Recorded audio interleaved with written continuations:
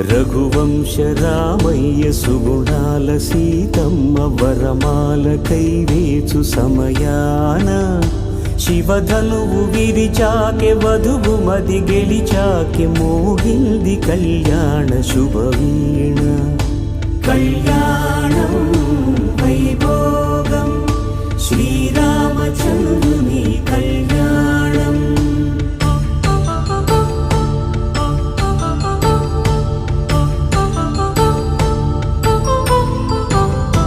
అపరంజి తరుణి అందాల రమణి వినగానే కృష్ణయ్య లీలామృతం.